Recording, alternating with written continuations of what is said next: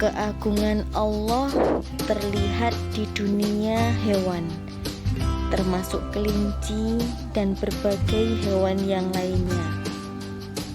Di dunia hewan juga terdapat cakrawala yang amat luas. Ada hewan yang jinak, ada pula hewan yang buas.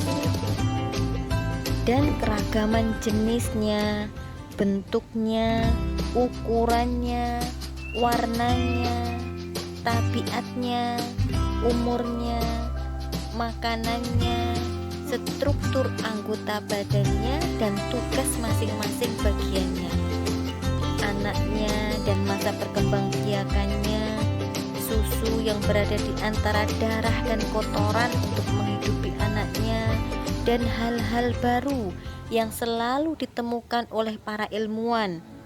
Semua itu menegaskan kehebatan dan keajaiban Allah dalam menciptakan makhluknya, dalam kebijaksanaan Allah yang amat luar biasa bagi orang yang memiliki akal pikiran.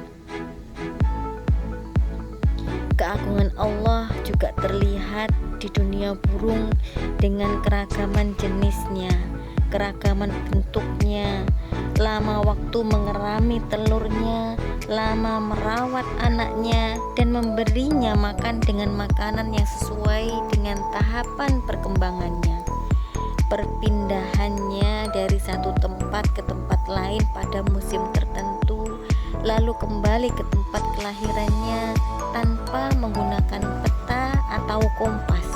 Kita juga melihat kecemburuan burung jantan pada betinanya yang tidak kita lihat pada kebanyakan manusia zaman ini.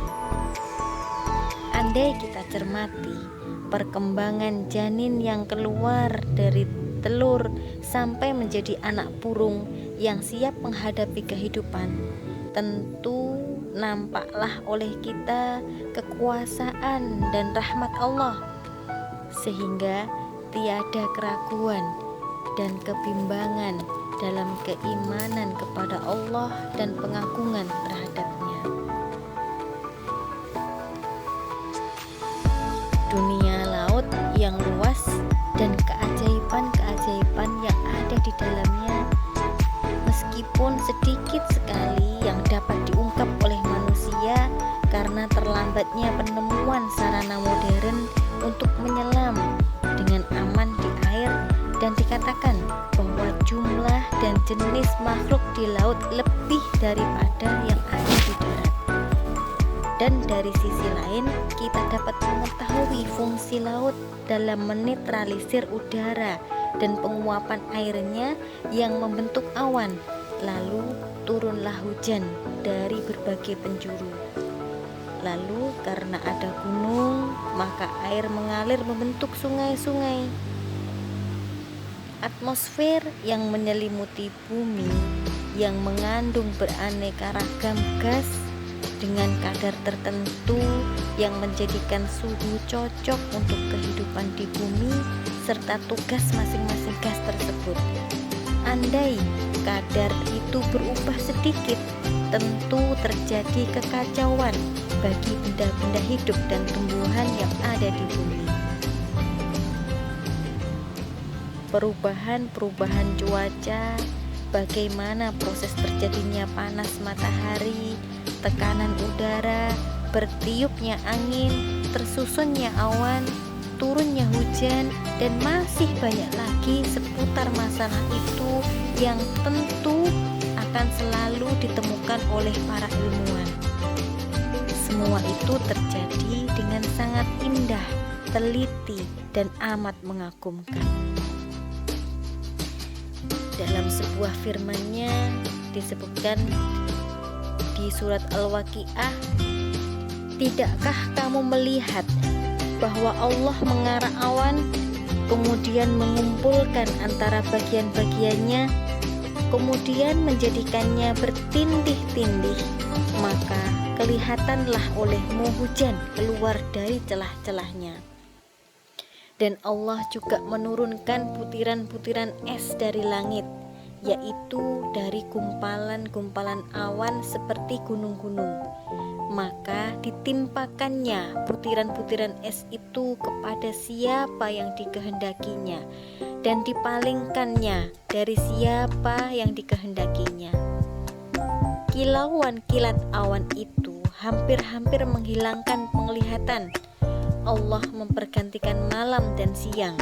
Sesungguhnya pada yang demikian itu terdapat pelajaran yang besar bagi orang-orang yang mempunyai penglihatan. An-Nur 43-44. Maka terangkanlah kepadaku tentang air yang kamu minum. Kamukah yang menurunkannya dari awan, ataukah kami yang menurunkan? Kalau kami kehendaki, niscaya kami jadikan dia asin. Maka mengapalah kamu tidak bersyukur? Al-Waqiah 68-70. Dan juga pada dirimu sendiri, maka apakah kamu tiada memperhatikan? Az-Zariyat 21.